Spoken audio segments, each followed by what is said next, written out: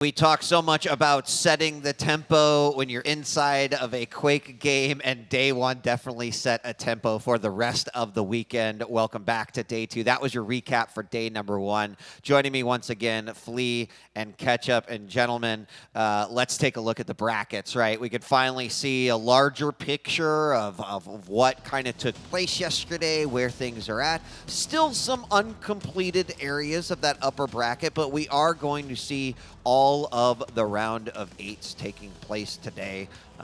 Kilson, Dramus, Razy, Avik, Rafa to be determined. But gentlemen, what are your thoughts on here, and anything you see in our potential future today that might be interesting? So, Kilson and Dramus immediately strikes to me, mostly because if you'd look at this, you'd probably think, oh, well, Kilson should, by all means, have a really good time. But if you were watching yesterday and you saw just how well Dramus was playing, that in itself makes me a little bit more curious over how things will go. I still think Kilson's the favorite, but this could be the weekend for Dramus to hit that big result, right, and step it up more than he's ever done before. Also worth noting is that we have 3 matches coming up right now, actually, of players who haven't gotten to be into action just yet, right? Maxter versus Xron, Wenger versus Maxter, and then Zeneku versus Chain, with Maxter, Wenger, and Zeneku not having played at all yet in this championship. Yeah, I mean, of course, they've been practicing out their chats, so don't think like, what, they haven't gotten to play it, they're going to be so cool. No, I'm sure that they've been putting their reps in as well, but not here on the stage, not in the spotlight, as Flea was suggesting. And here is the lower bracket. Already you can see some players who have been eliminated from the World Championship. Those include Garpy, Proximo, sorry, my eyes are old, and CNZ, as well as Dan DeKing. Anything here, again, this is kind of the scary place to be, right? You lose your match in the lower bracket. Unfortunately, that means that you are out of the running for that World Championship. I mean, I think the real standout is CNZ, right? I think a lot of players, like we were talking about it yesterday, he always goes into these tournaments as the underdog, right? But he wasn't one of the challengers. He was an established face in the Quake Pro League, I think coming into the seat number 8. And if you compare that to, for example, Garpy, to Proximo, and Dan the King, well, they were all challengers. So it's interesting to see that CNZ was also one of the first to drop out. Yeah.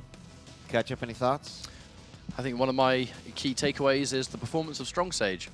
Being able to see someone who is very much that new kind of young blood generation of Quake, something that, believe it or not, can be a little bit hard to come by. A game with this much legacy, I think a lot of players can feel, I suppose, intimidated to get involved and start competing. But I mean, StrongSage got involved in Quake Champions later in the game's lifespan, decided that he enjoyed it, grinded it out, got good at it, and now here we are, you know, in this later stage of the tournament where might be able to place a little bit further. So if anyone out there wants to play Quake and you just feel like, you know, there's no point, StrongSage is living proof that that's not the case. Yep, and so happy to not only be here, but also competing and being a part of this. It's great to see. So what's happening today, you might ask yourself? Well, I have the answer. Let's bring up the schedule so you can see what we've got on deck for you all day long. As Flea mentioned earlier, kicking things off with the Maxter Xron, Wenger versus Maxter, Zeneku Chain, all making their debut in the spotlight here on the main stage. And this is just the main stream. Keep in mind that we'll also be having the B stream as well. We got 40 Lions holding it down there with the assortment of cast and crew that we've got here for the World Championship all day long. So if you're like, oh, where's this match? Well, don't worry. All of the matches that you will see in those brackets will be played, whether it's here on the main or over on the B stream. And look at that. Look at that. That's a lot of Quake. Wow. That is a lot. There's quite a few games. I think we've got 12 on the main stream, another 9 on the B stream. And then, of course, that will usher us into day 3, where we'll be moving on to best of 5s, a best of 7 for the finals. But just a reminder, everything today is still a best of 3. Playing from the losers lower bracket, that means that loser, unfortunately, will be headed home. So that's the setup for the day, which means that we are inching closer and closer to our first matchup. Gentlemen, it is going to be Maxter versus Xron. And before we talk about these players, before we take a look at the picks and bans, we got a chance to sit down with many of the players before the tournament started, including Maxter. Let's hear what he had to say about the regular season and his thoughts on the finals.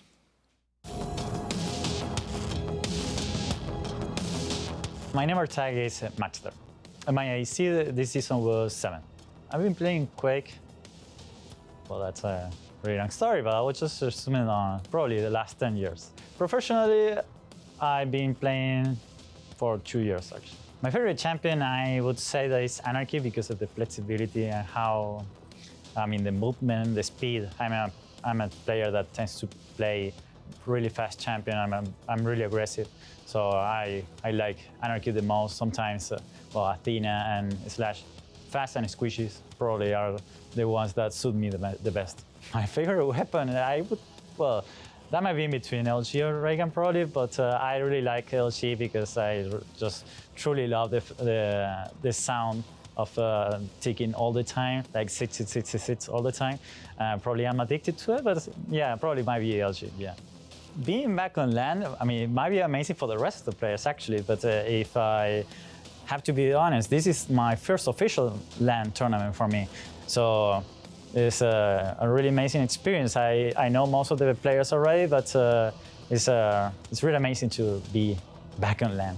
On round 3, my play probably I will play Rafa, which I'm looking for that round actually, and I'm really confident I can defeat Rafa in round 3. I know how he plays, I know how I play, and his way to play actually fits really well the way that I like to play.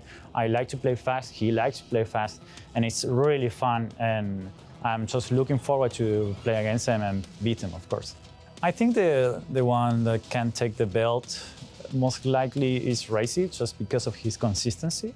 I think that just because I want him to win the tournament because of he had a ton of finals, and I think that he reached a level that he deserved the title. So I would like to shout out to the 40 Gods, my team, to Jordi and Ivan, Sombra and Kova, to my fiance, who she really wanted to come, but this time we just can't, to the South American community and the Spaniard community as well.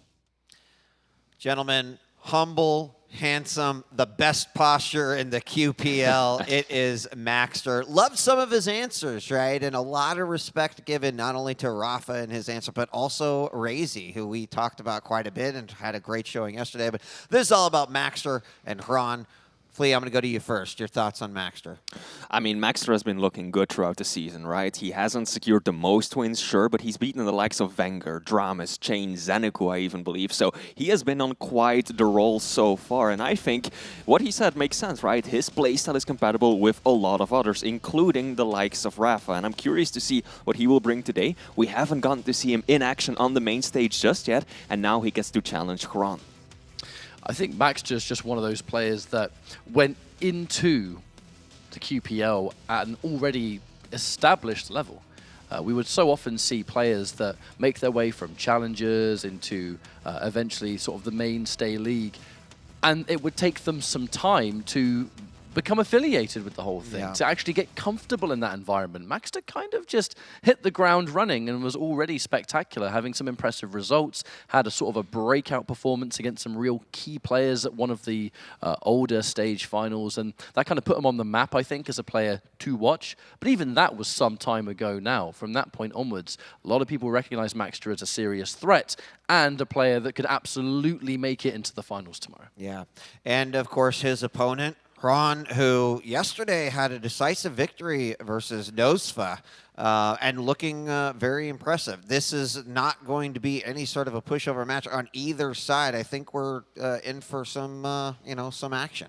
Oh, absolutely. Now, interesting to say is that these two men have not played each other as part of the Quake Pro League yet. And that is because, well, Maxter kind of got into the QPL after Xron lost his spot to CNZ. So Xron has been a challenger for quite some time now. Now, for the first time, they actually get to meet each other as part of the Quake Pro circuit. And Maxter is a player that we wouldn't really have seen so much before the Pro League as well. I mean, I'm sure there were always whispers of being able to compete and do well, but Xron was one of those kind of original legends of Quake Champions. Yeah. I've got to say, Quake Champions in particular, because during the first couple of years, Xron was one of the more successful players. Well, we'll see as we are going to take a quick look at the picks and bans and how will this one play out. We have got Corrupted Keep being picked up here by Maxter. Insomnia coming into play. The pick from Xron, and that's really interesting. And then if we need to, we'll go to Blood Covenant for the final map. Flea, you want to take a look at our champions. What do you think about those picks and bans? Maxter definitely staying true to what he talked about in the interview, right? He loves the fast champions, the lights, the squishies, and you can immediately see that. Athena coming out on Insomnia to try and take on the Doomslayer, and on the last map, the Decider, if it gets to that point, he's going to run Slash on Blood Covenant, who's one of the absolute best champions. Now, Corrupted Keep, we're getting Ranger versus Strock, a very, very traditional, tried and tested meta matchup there. Other than that, nothing really stands out right away. Yeah. There's an element of safety from Xron here. You're going up against Maxter, who likes to play super fast and furious, and I think the aim is rather spectacular with Maxter as well. We've seen that time and time again. Going in with those 3 mediums on the side of Xron, I think it's quite a safe pick. You know, you're not picking a volatile champion, one that can just get completely overwhelmed if things don't go your way.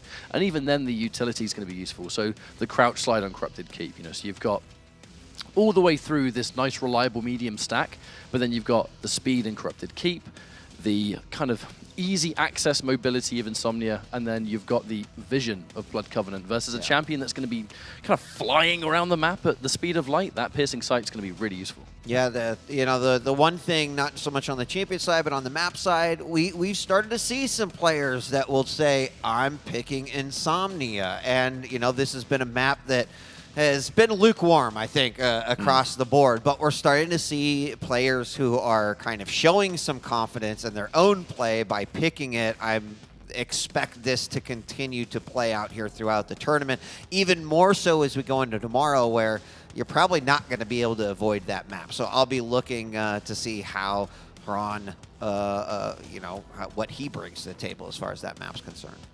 Yeah, absolutely. And it's interesting that you mentioned that, Wheat, because we were talking about it yesterday as well. There are some players, CNZ most notably, who has picked Insomnia more so than any other map. And if you compare that to some of the others who ban it more than any other map, right? If you can excel on that map that a lot of players are still somewhat uncomfortable playing on, then you've got a real ace up your sleeve. That's absolutely correct. Well, before we hop into the game, this is a tough one to predict, not going to lie. You know, Xron yesterday showed some real great promise. Maxter's been fairly consistent. He's obviously confident in his own play, but there's kind of an element of, right, like, are you used to this player? Do you know how they play?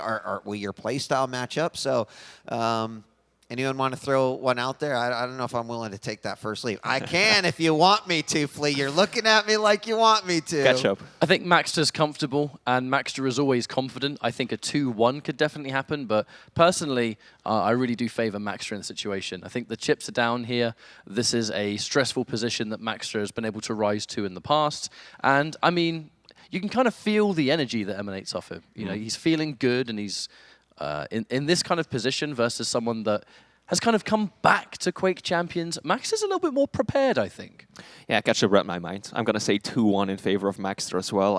He's looking in tip-top shape and talking to him quite a bit. He's confident, he's feeling it. Xron, unfortunately, isn't here with us at the LAN, but he's still been playing well, but ultimately I am going to favor Maxter in this one. I'll agree. I don't think we can get past this one without a 2-1 because I do think Xron shows some real promise here. It's going to be an uphill battle, but I would also favor Maxter a little bit, if even so, just like to make a mark here on his first LAN. So, gentlemen, I'll let you take away as we're loading into the map and about ready to get started. Enjoy yourselves. I'll be back. Thank you very much. Now, Corrupted Keep, Flea, this map has been exceptionally popular this weekend. Oh, it has been, yeah. It's hard to think of a series that we haven't seen this map come out and play. And that's interesting, right? Because so many players have been talking about just how powerful the railgun has been. And of course, this is the one map in the pool that lacks it. Well, it does kind of look like Max is going to be able to get a decent spawn anyway because he's going to get LG immediately. But we will be looking at things now. I'm checking out Xron's point of view, kind of see what his start's going to be. You know, that basic mobility. I've kind of seen this champion do magical things on this map for many years, honestly, at this point. But it is going to be Maxter. So many keen eyes thinking, how's he going to perform here against Xron? It's kind of a even for the life of Quake champions, there's kind of original versus slightly newer blood. Mostly because, you know, Maxter popped up over the last few years to really cement himself. Xron, one of the QC originals. Maxter right now applying a lot of pressure. He knows that he's able to because he has the lightning gun and the orb. And that is something, of course, that his opponent Xron is still lacking. Has been unable to make his way over to that LG side of the map as Maxter has been playing a game of denial. Wants to prevent him from getting a hold of that weapon. I think he will be giving it up right now. Xron should also be able to secure the heavy machine gun, but that makes it so that both players are likely going to swap major items as well. Oh, Xron, caught in a pretty vulnerable position, has to drop down. Out comes the orb, and immediately Maxter pounces on him for the first frag of the series. Now, I was watching that through Xron's point of view. I don't know whether he just straight up couldn't hear Maxter, but when Maxter went to go and take that heavy, he was fixated in the scope watching the teleporter exit. And that was it. So the second Maxter comes running around the corner, Xron was nowhere near prepared for it, and I guess that was going to be an easy, some would say free pickup there for Maxter, but it's a horrible, horrible time to concede a frag. Because, you know, looking at the timing here, it's a small map. There's barely a divide between these items, and there's going to be an even bigger one now as Maxter jumps in and takes this Mega. Xron is automatically on the back foot. Yeah, he got some weapons, sure, but now Maxter has full map control. The hourglasses are great because we haven't really seen Pika either, so the Ranger Orb's going to be always available. It's a scary position, Flea. Maxter catching the drop down, unable to do any sort of damage. And this is quite exceptional catch-up, because usually it's not for several minutes that one player can get full control and cycle both of those items into a single rotation. But Maxter so far has done an excellent job at slightly offsetting the item timings, and he will likely be able to secure Mega as well with around 15 seconds between both of them. That's going to help him out tremendously, but hang on, he kind of misplayed himself, put him out of position with that orb, and he pays a bloody price as Xron turns it around, but overextends himself right there and drops another frag. Too tempted, right, to see someone fresh off spawn, knowing that they've only got a starting weapon and will push in. Gave it a good effort, but Maxter kind of goes back to the aim we were talking about. Maxter has an uncanny ability to just squeeze out damage you'd never believe, and in that situation, man, you just spawned with a starting machine gun and you somehow won that 1v1. Yep. You understand why Xron went in, but just like that, oh, Maxter this time wins the fight. And then some, as the Mega is going to be the prize. Nice little preemptive tri-bolt to say, see you later. Absolutely. I'm loving the aggression that I'm seeing out of Maxter. Just absolutely no Fs given. Orb into the shoddy. It's proven to be an effective strategy for him. Yeah, he might want to go and pick up that rocket. Still lacking that weapon in his arsenal. But this is an excellent start for the player from Argentina. Now, Xron.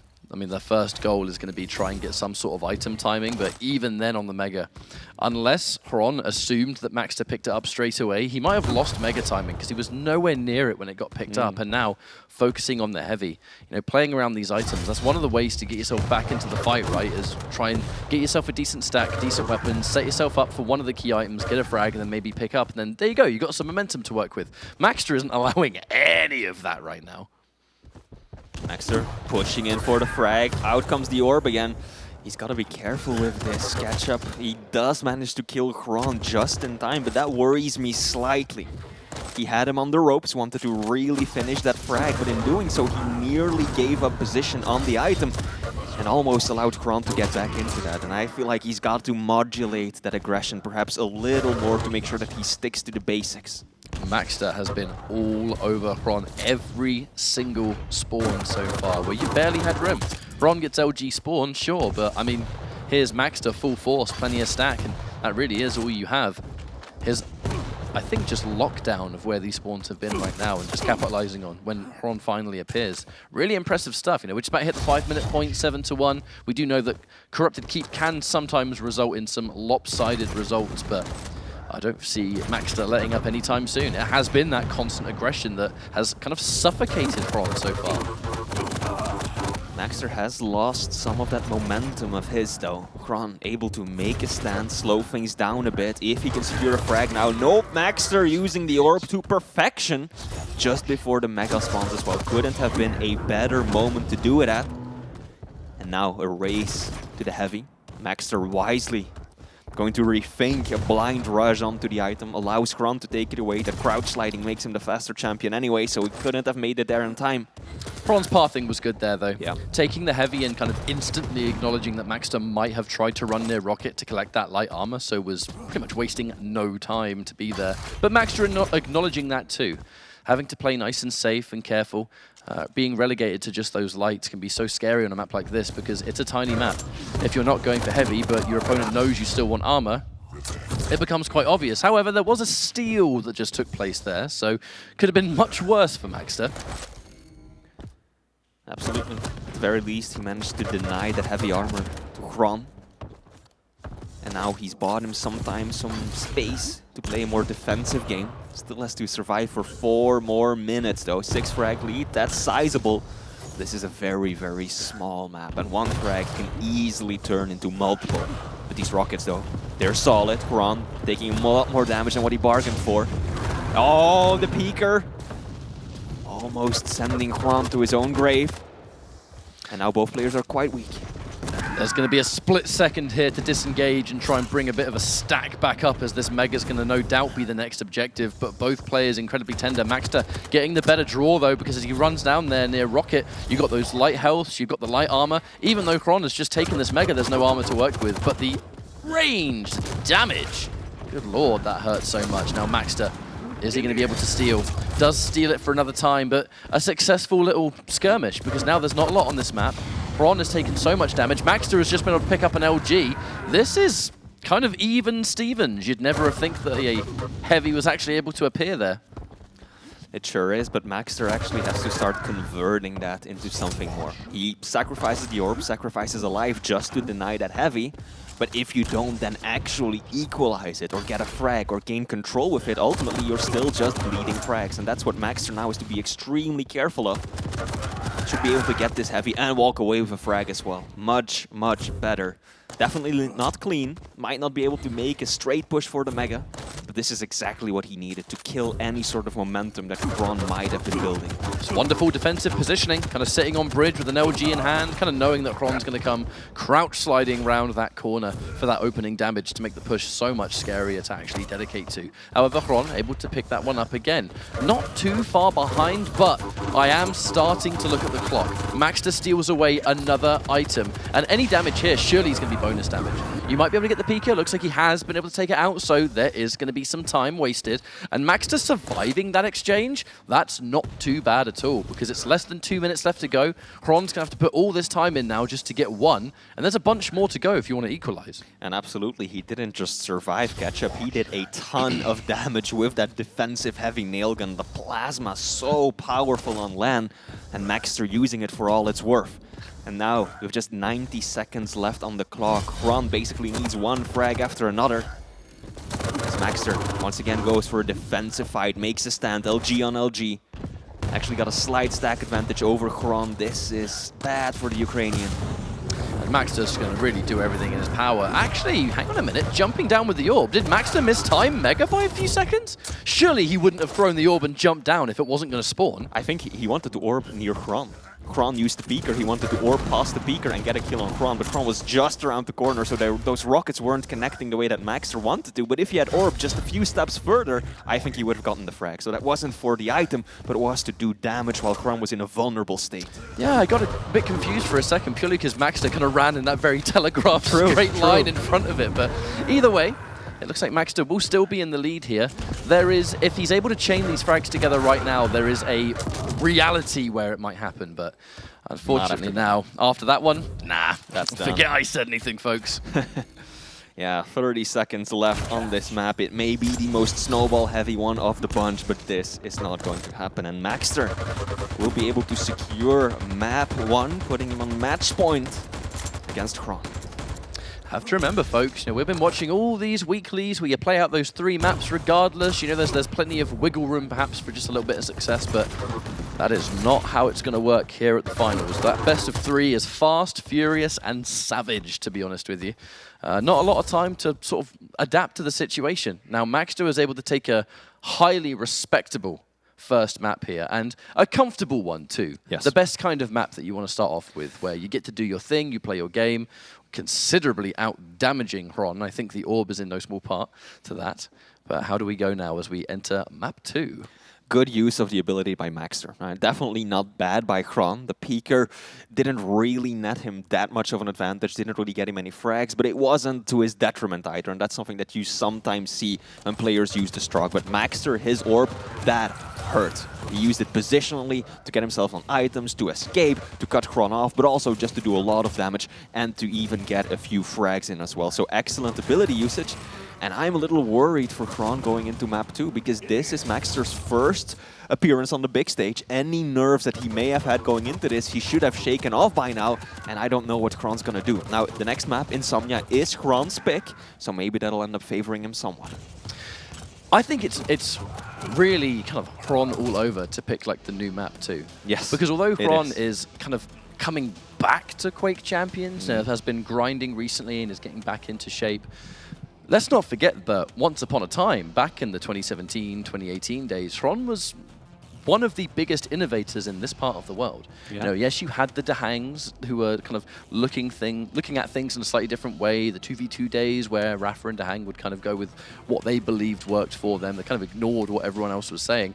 Xron was very much the same kind of player. You know, if there was a new champion, bang, straight onto it. Let's see what we can find. Let's see what works and what doesn't. Bit of a scientist, and I'm not surprised that there's a new map. All right, let's do it then.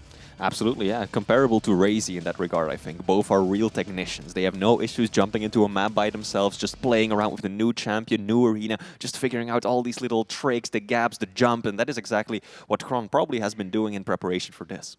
Now, actually, back at Iron Fist, I had a rather interesting conversation with Maxter, actually, and I kind of loosely mentioned it, I think, on the show, and I had some, because I didn't really elaborate, and people were like, well, hang on, what are you talking about there? I think one of the reasons, perhaps, that Maxter isn't really that nervous and is clearly comfortable in this environment, even though this is Maxter's first proper LAN for Quake Champions, is that, you know, I don't know the exact specifics of it, but as far as I know, Maxter has kind of a background in this kind of studio environment, right? I'm not sure whether it comes down to video or whatever, but the fact is, Maxter has been in this kind of setting before, just not really for video games. So to be fair, in the outside world, that will, in many different ways, prepare you for this kind of setting where this would be very new and uncomfortable for some people, because you've never been around all these cameras and these lights and, you know, sitting on the stage and that. Maxter's done it before. And I always found that to be quite an interesting talking point. But as we now jump in, it's time for Insomnia. Maxter did it on map 1. Let's see if he can make dreams come true on map 2 as well. Xron using the Doomslayer. He's got a lot of mobility as well with that double jump. Quite a few useful jumps that he can do, but he's got in a really bad position. All he's got to work with is the rail. Still lands one. That's going to hurt quite a bit on a light and squishy champion like Athena. But once again, Maxter securing the first kill of the map. Maxter with the Athena is going to be a match made in heaven, but at the same time, this current, I guess we could call it Athena meta. This is something that has kind of developed, not super recently, but it's definitely something that has become what it is. You know, we didn't have Athena being this dominant even kind of a few years ago. Like, over the course of Quake Pro League, this champion has just ascended over and over again. And to be fair, on this map, she's one of the most devastating picks, not just because of her grapple hook, but because of her ledge jump. She doesn't even have to use the grapple to climb as much of this map as other champions have to. Maxter sitting at a comfortable 80% rail right now. How'd you do? Yeah, he did. Just missed his second shot. Man is on fire, and Xron is just running for his life, struggling to get any sort of solid footing. Now he will be able to pick up heavy now, so that may be the start of something for the Ukrainian. Let's see what Maxter can do. Gonna be keeping a close eye on how this Doomslayer is able to perform, because when I think about this matchup on paper, I don't know what to make of it. There really is nothing Doomslayer can do here in terms of mobility, and let's be real, that's kind of the main reason people pick this champion. There's really nothing Doomslayer can do that Athena can't do better. Yes. That kind of gives me a bit of a concern. Xron is going to have a bit more stack, naturally. However, when I think of mobility, they're doing a similar thing, but Maxter's just going to have a better job at doing it. And that worries me. We also can't lose track of the importance of the vials, the hourglasses, right? Doomslayer's active ability is so dangerous to use, the Berserk, that Xron is unlikely to ever even pull it. And that means that those hourglasses are just going to be around for Maxter to take, meaning that he will always have one of those grapple hooks to work with. And that just reinforces your point that Maxter will have a massive mobility advantage. Can we talk about the fact that Maxter just hit Xron with the "get over here"? I've never seen that secure frag in QPL, mate. First time for everything. And a 5-0, looking real crispy right now. Absolutely, not even 3 minutes into this one. And Maxter dominating, flying around the map at breakneck speeds. Now there's a big gap between these two items.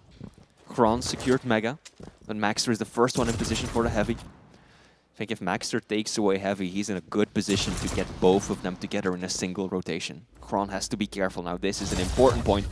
Luckily for him, that rail doesn't connect. Follow-up won't either. That would have been devastating otherwise. Maxter might have been a little bit more hesitant to push forward had Xron's return rail hit its mark, but unfortunately did not. And now passing it round. Oh my good lord! So fast. I'm literally just going here, there, and everywhere. It's got, I mean, how does Xron react to that?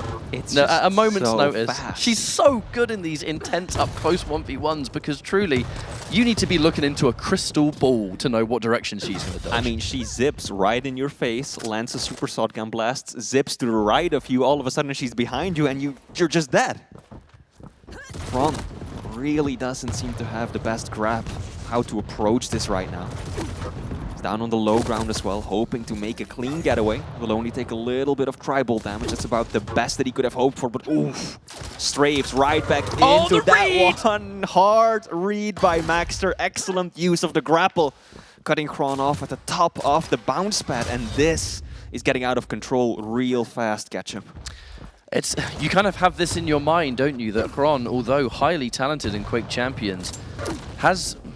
Well, as far as I'm aware, I mean, by all means, I could be wrong. I just haven't seen as much Xron as of late. You know, I know that Xron did go and start playing some other games and stuff like that, has returned to Quake Champions.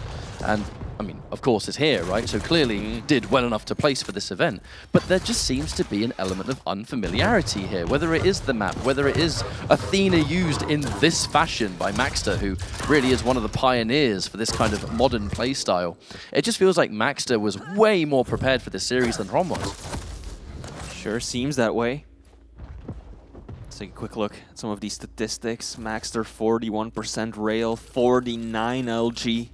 Xron trailing with just 27 LG, of course, so difficult against a small, fast target like Athena. And just around 30% rail as well, so the damage. 900 damage in Maxter's favor already, and we're only halfway through this map. This is looking nasty. But Maxter is looking comfortable. That's the thing. Maxter is looking more than comfortable because every single sequence so far has been perfect. The shots have been important when they need to be. Some of the misses aren't really all that punishing. And now has done so much work here. 4.5 minutes, right? Xron has to get 8 frags just to equalize. Maxter is going to have a distinct mobility advantage. Yep. And that is then where the light starts to thrive. If they are able to establish a solid lead and one of these heavier champions cannot chase them. Oh, that was disgusting. Xron, I don't know what he does to get himself back into this. That was 140 damage of the Tri-Bolt in 2 shots and then just a little whiff of LG to finish it off. Yeah, I don't know. Xron, he just doesn't have any sort of foothold on the map. The Athena is just too quick, too mobile.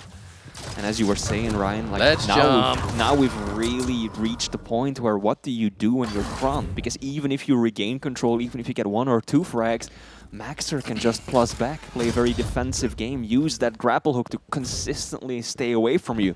The only thing that Xron can really do right now is land pretty much every single rail. That hit-scan weapon that works at any distance, that's going to be his best, if not his only friend in the final half of this match. And that Athena ledge jump is not going to make things easier. No, that was sweet. Doomslayer's got a double jump, yeah? Sure, great. But if Max is able to be on the bottom floor of this map and then just, you know, find the right angle to ledge jump without even having to use the grappling hook, how does Doom chase that? He can't. Little double jump, only cover like man height. This movement is sweet. Like, we often talk about how good some players are when it comes to, you know, the crouch sliding, right? Like Dramus and Slash or whatever. But then Maxter has got some moves as well. His air control. I still remember clips of him in the QPL doing backwards movement throughout the map with Sorlek or Anarchy. And clearly, he is no less comfortable on Athena. I think, Flea, what we're looking at right now is a rather definitive reason that Athena often gets banned on this map. True. Like, True. she's... Like, if we have the data, she's got to be one of the most banned champions when we know Insomnia is coming up. And this is kind of why, when people were even learning this map to begin with, she was kind of everyone's first pick. You look at the verticality, you look at the ledge jump, and think, man, this champion's got some sauce. Absolutely. And loads of people went, yeah, she does. I'm banning it. I don't want to fight this. This may just be the most one-sided match we've had in the championship, so. in the Quake World Championships right now. At least it's the most one-sided that I've casted or gotten to watch, but Xron is just lost. 15 frags deficit. I mean, at this point, it's over and done. We know that Maxter will advance, I believe, to play Rafa next, whereas Xron is going to drop down to the lower brackets. It has just been one-sided, does not even begin to cover how this map has gone, but you kind of just look at all the pieces of the puzzle and it makes sense. No disrespect to Xron intended at all, it's just Maxter is well practiced. He's been grinding this constantly for as long as we've seen him in QPL. The meta has evolved and Maxter has evolved with it. We're starting to look at new maps like this. We're starting to look at champions that are becoming more dangerous than they've ever been. Athena definitely being one of them. A champion like Doomslayer who has kind of fallen off a little bit, you know, because that was, as I think it was ZSX quite rightly pointed out yesterday, is that Doomslayer was a really, really good pick in the early days of the game, but now players are just becoming better with every champion in terms of mobility. You know, picking Doomslayer just for that double jump is becoming maybe not worth it these days. Not to say that Doomslayer is a bad champion, but I think at the highest level of play where everyone has the trick jumps, whether it was a weapon jump, whether it was harder stuff to do with other champions but still possible, they're becoming a lot more attractive than just double jump, man. Yeah. True, true. There still is a spot for Doomslayer, no doubt about that, on maps like, for example, Awoken and Deep Embrace. There's a few jumps where he just really shines and that allows you to get such a grasp of center map control. Ooh! But other than that, indeed, Doomslayer doesn't have that much going in his favor. Now, Xron wants to finish in style, gets himself at least a few frags on the board, but ultimately, it's all for naught. Maxter even claps right back at him. And this will be one of the most one-sided maps we've seen in the finals so far. If we see this Maxter later today, a lot of people are going to be watching it. Oh, yeah. A lot of people are going to be should. thinking, hang on a minute, is this going to be Maxter's weekend? GG's. GG's indeed. Now we are joined once again by the one and only DJ Wheat, who got to watch from the green room. Wheat, how is that? Well, let me tell you, you know, usually when you see someone pick a map and taking, you know, Insomnia as the example that we discussed here, you don't expect to see a score like that, right? Like, I'm kind of, okay, what does Xron have under his, you know, in his pocket that he's going to pull out on Insomnia that he's picking it? And then Max is like, yeah, cool, whatever. And, I mean, 19-4, that was impressive. And at one point was like 12-0 or something. So I was not expecting that. I think I kind of fooled myself into thinking like, okay, we're going to see something special in map 2. But honestly, Maxter was very well equipped. He looks solid. This is, you know, what we felt like we were seeing in a lot of the online play, but let's just say I think Maxter translates to LAN quite well. And I'm with you, Ketchup. Like, I'm very curious to see him versus some of the other opponents that I know are going to give him a tougher job, but if he can play at that caliber, that should be really exciting. So that whole map was just a masterclass on where we are currently with Quake Champions, I think. Like someone like Athena, who is one of the most devastating champions at this level of play. The new maps where people can kind of experiment with all kinds of stuff. Because, you know, if you're good enough to make things work, you can just make magic happen. And that's exactly what Max just did. Perfect aim, perfect movement. Those stats, look at that. Almost 50 LG, 50 rail. The second time during this championship that I've seen 100% shotgun come out by both players. That's kind of And all it takes is one pallet to connect, I and know, there we go. right, So Yeah, no, that was beautifully done by Maxter. Congratulations to him. He's come a long way to be here, and I'm very happy to see him perform so well. Yeah, that's got to be it's got to be a good confidence booster, especially you're here, first LAN. You know, you've performed quite well online, but now you get to bring a full display of your skill sets, and it was quite well done. So congratulations to Maxter. Moving on, we've got our next matchup queuing up right now. Ladies and gentlemen, don't go away. We're going to take a quick break, but when we return, get ready for it. It's going to be Wenger versus Buckster here on day 2. Don't go away.